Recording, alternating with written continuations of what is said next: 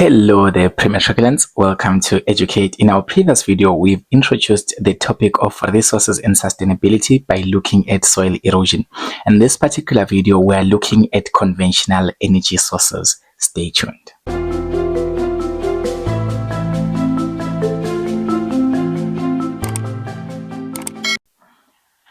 So basically, what are conventional energy sources?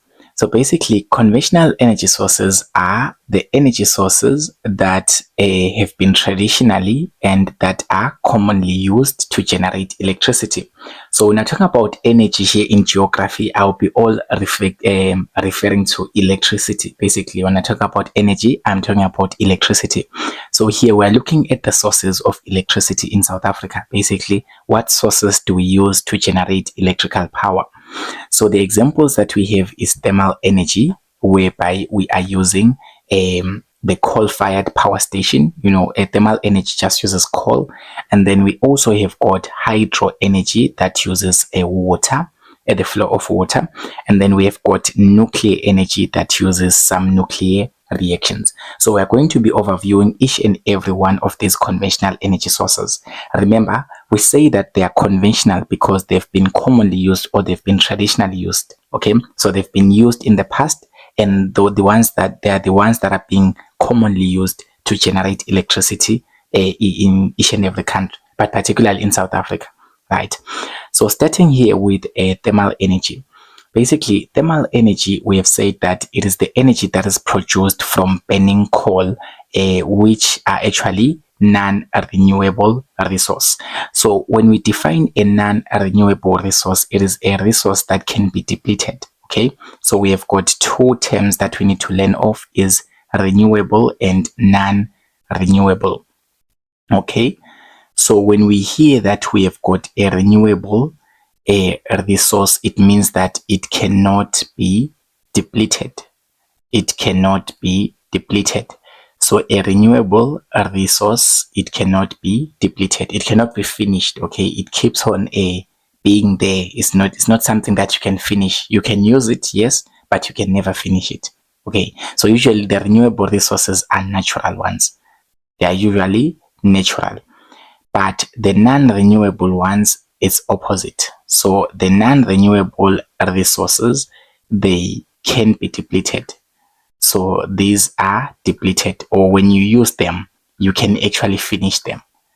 Okay, they are depleted. So whenever they ask you to differentiate between a renewable resource and a non-renewable resource, a renewable resource, it cannot be depleted. It is natural. You can use it, but you can never finish it. Okay, but a non-renewable resource, it can be finished or it can be depleted.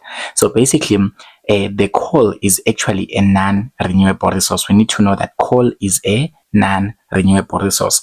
Why do we say that it's a non-renewable resource? Is because coal actually can be finished. You know that coal actually it's not like something that replenishes itself. It's not like it's something that regenerates itself. Once you use the coal, you have used it and it's done for. You cannot use it again. You cannot get it anywhere else.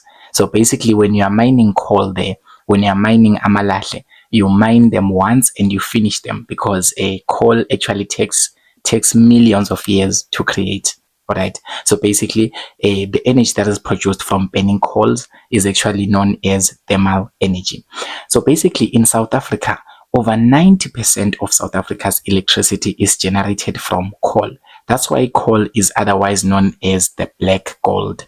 It's known as the black gold because basically it's the one that is contributing to most of South Africa's electricity. So the electricity is being generated by Eskom. That's the main producer or generator of electricity, but it uses coal-fired power stations. All right, so amalahle, the coal, is being used mostly in South Africa, but it is non-renewable. Don't forget that. So most of the thermal energy is generated in coal-fired power stations that are located near or on fields such as Gauteng, Free State, North Cape, even in Mpumalanga. In Mpumalanga, there's a city that is known as Emalahleni. Emalahleni is just a city where I come from. There is coal there in that city already. That's why the name Emalahleni. You see that? So basically, places or cities that have got coal, they are used to generate coal electricity. thermal energy to be specific. Okay, so most of South Africa's electricity that is generated by Eskom is being generated using coal as the what? As the resource. Okay, it's using coal-fired power stations. But remember that the coal, once you use the coal, it can be depleted. So basically, at some point, this coal will be finished. We can use it now to generate the electricity, but once we use all of it and we finish it, it can be depleted. It can never be renewed. That's why it is non-renewable. So now we do have disadvantages of thermal energy. All right. So the first one is that it degrades the environment. So basically, mining has resulted in permanent destruction of the environment. You can see that here, this is a coal mine. Basically, this is a coal mine. So this coal mine, they've mined all the coal from the land and whatnot, right? So after finishing all the coal and they are done with this mine, there is no longer any coal remaining. But the land here or the environment is now degraded because you can never restore this land to be back to normal. Like you can never restore it to be back to the way that it was before. So basically, this coal mining is actually something that results to that leads to a permanent destruction of the environment. So it's environmental degradation. So basically, that's a disadvantage because for us to get the coal, we have to mine it. We cannot get the coal from our heads. Guys, we don't get the coal from the air. You get the coal by mining it. And when you are mining the coal, what do? You have to dig the land. And when you are digging the land, you are destroying the land. So that's some form of environmental degradation. And once you've dug the land, and then now you have dug the land, you have gotten your coal, you have generated the electricity, and the whole South Africa is on. Basically, you are done, but the land that you have mined the coal from, it is left in a bad state. It is left distracted. So that's a disadvantage of using thermal energy. And then also the use of the coal mines, actually, they have got waste. So basically, when you are producing electricity using a coal, basically after using the coal that you needed, some of it is waste, basically, and that waste cannot be used again. So that waste is actually dumped. That waste is actually dumped. So it can be solid waste, it can be liquid waste, whatever. But you can see these pipes here. These pipes here, they're kind of having this black fluid that is flowing into rivers. So basically, there is always some waste during electricity production using coal. So that waste is actually dumped into rivers. So it is actually affecting the environment. It's a disadvantage because if we are having fish in this river, let's just say this is the river that we are fishing from, and the fish here, they are used to sustain the economy. The fish here, they are sold to Shoprite, they are sold to Roots and whatnot. And then some coal mine now wants to dump their waste, and they dump the waste where? They dump it in the river. So that's a solid waste. So that's a disadvantage because at the end of the day, that waste is dumped into water sources in most cases. Because how are you going to manage the waste? So solid waste can also be a disadvantage of generating electricity using coal. And then there are also waste gases that are very, very, very toxic. Okay, so if you are living in a city where there is a coal-fired power station, so basically there are toxic gases that are being released. Most of the times you'll hear those people coming from coal-fired power station cities saying that they've got amasinus. But basically there are many toxic gases that are released during the production of electricity, such as carbon dioxide. Carbon dioxide is a very toxic gas. So if it is released in large amounts and you consume it, you are definitely going to get sick from that. Okay, so basically there are waste gases that are released. So coal mining, it releases those toxic, and some of them, they're explosive. They can actually explode. Right, so that's why when we build coal mines, we build them so far away from the residential areas. We build them so far away from where people live because they release toxic gases that may be of harm to the people of the land. And then we also have got acid rain. This one is a major one, and you probably have seen it at some point. So basically, acid rain occurs when sulfur dioxide produced by the burning of coal reacts with oxygen to form sulfur trioxide. Do not mind the chemistry here. Maybe you might be blown away. You don't have to always mention this chemical reaction and whatnot. But basically, they are chemicals that come from the burning of coal. Okay, so they are chemicals. There is a chemical that is known as sulfur dioxide that comes from the what? From the raining of coal, or from the burning of coal. Because when you're actually generating electricity using coal, you need to burn the coal at some point, and then when you burn the coal, and then you use something, yeah, you do all the process and whatnot, but basically the idea is you need to burn the coal. All right, so when you are burning the coal, there are chemicals that are released into the atmosphere, and then when those chemicals combine with the rain, basically it produces a acid rain. So acid rain, we probably never see it because you won't see like an acid coming down from the atmosphere or something like that. Okay, acid rain, we know that it destroys buildings. That's one thing we know. So most of the times when you see buildings that are more like degraded, you see sometimes buildings that have got paint that has been worn out or something like that. You see, that's acid rainfall effect. So basically the acid rain, it can destroy buildings.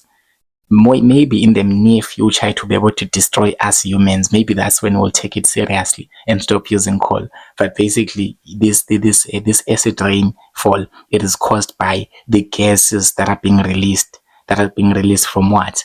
Released from the coal-fired power stations. Okay, so now we also have got another conventional energy source, the one that has been commonly used as well. We have got hydro energy. Hydro energy is just basically using water to generate electricity. Particularly, you are using the flow of water or the force of the water. So basically, how does it work? Basically, this hydroelectricity is a renewable source of energy because water can replenish itself, because water is natural. It's a natural resources. It can never be depleted. Okay, it can replenish itself. So now hydroelectric power, it is produced by the running water or by falling water. And how does this work? So basically, this is a picture of a hydroelectric power plant. So basically, what happens if you put a hydroelectric power plant? What does it do? It takes in some water here.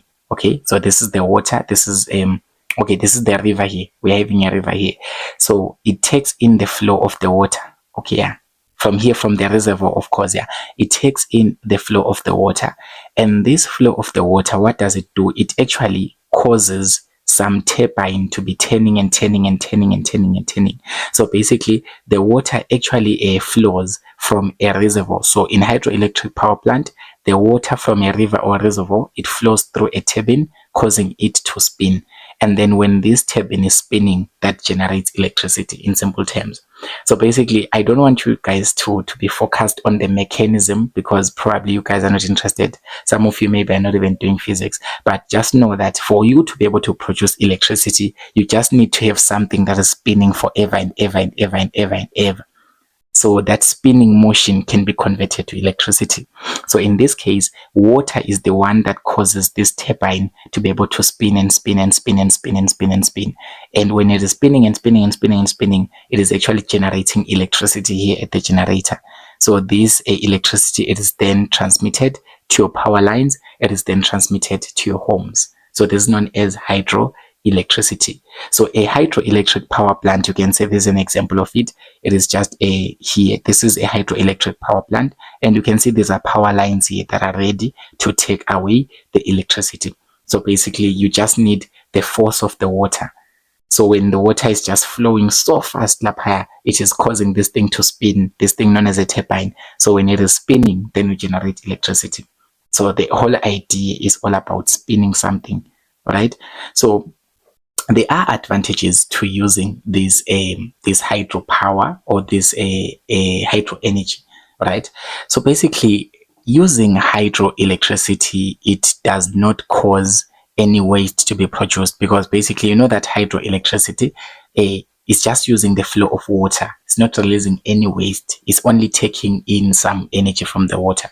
Okay, and then this is also a renewable energy source. As I've already said, that when the water is just flowing lapaya, it is not being wasted and it is not being depleted. Okay, so hydroelectricity is using water, and water is being just renewable, so you can use it for long term. Okay, and then it's very reliable as well. It's very reliable. That's why we use it in most cases of generating electricity. In fact, it is the second commonly used source of energy in South Africa, because the first one is coal, then it is water, and then it's also not expensive to maintain. Okay, so once you build the dam, such as here, you can see that for you to have to have a hydropower plant, you need to build a dam next to it. So once you build a dam, it is not easy. It's not expensive, njalo, to maintain the hydropower plant. It doesn't cost a lot of money. All right. So once you build the dam and then you put your the power plant, you'll be able to generate electricity using using water, the movement of water. That's how it says hydro energy or hydroelectricity. Hey Lapo, I know that you've been enjoying this wonderful video and most likely you've been enjoying watching this handsome face in front of you, but sorry ladies, I'm taken. I just here to tell you that Educate is on the road to 100,000 subscribers by the end of 2025. So please click the subscribe button and click the notification bell so that you get notifications whenever I post new videos. I want you guys to pass. Okay, so if you make my dream true, I reach 100k subscribers, I will make your dreams come true. I will even get you to varsity. I will get you with 7 distinctions. Yes. And then the last one that we have, it is nuclear energy. Nuclear energy, it is the electrical power that is produced from energy released. This is energy that is being released, not realized. It's being released from a nuclear radiator that uses uranium, which is a non-renewable mineral. So basically, nuclear energy, it uses this thing known as a nuclear radiator. So basically, in a nuclear radiator, there are these things known as nuclear reactions that happen.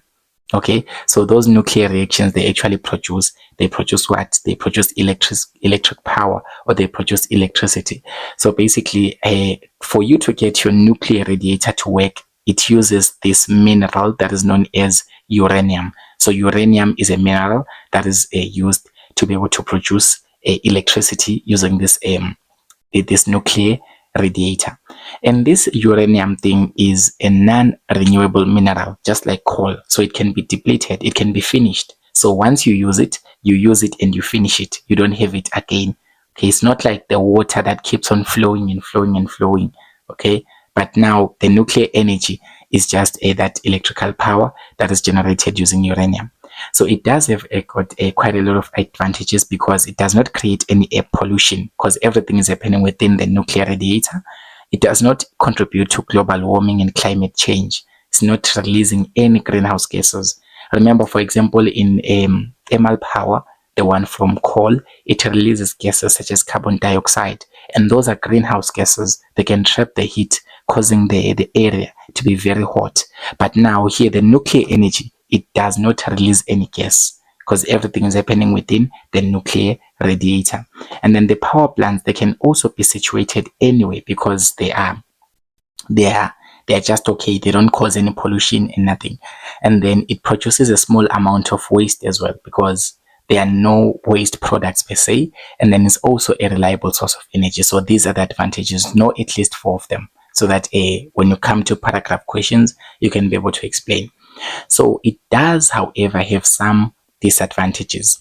Nuclear energy is a non-renewable energy source. So it's a non-renewable energy. So it's non-renewable energy because it uses this mineral, which is uranium. Remember that uranium is a non-renewable mineral. So when you're using uranium, once you finish that uranium that you have, maybe you generate 2 watts of electricity.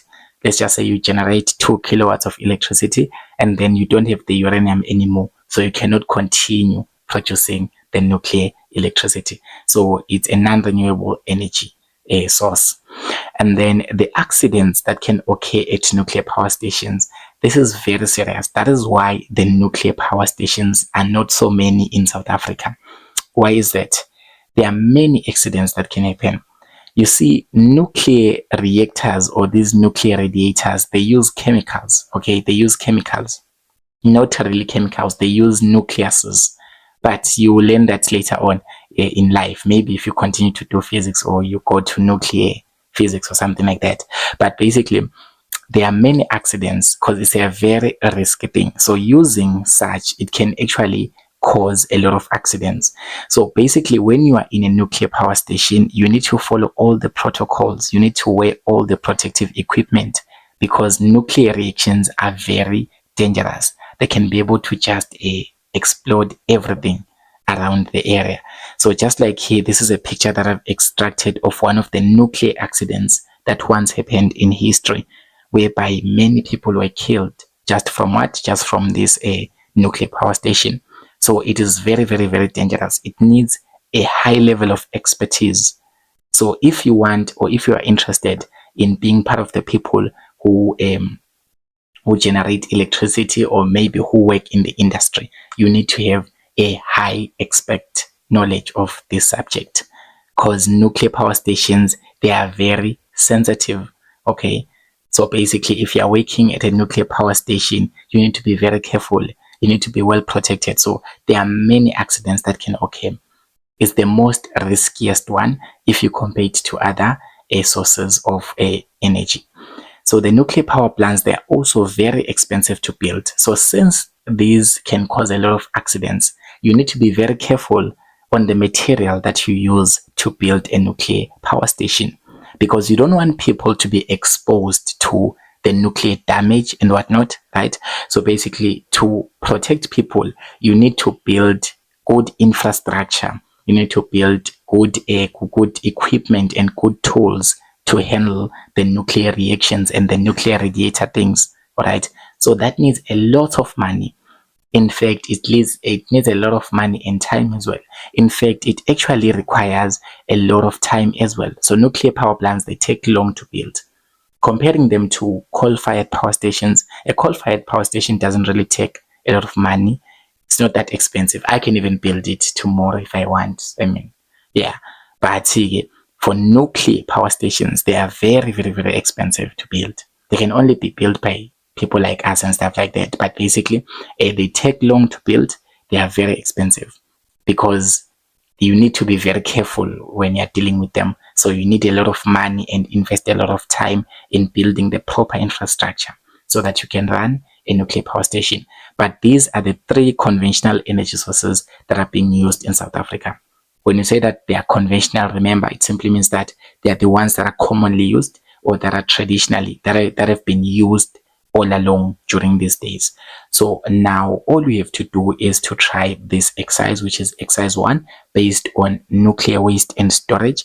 It says, read the following extract and answer the following questions. So you will read this passage about these Swiss voters that are voting against nuclear power.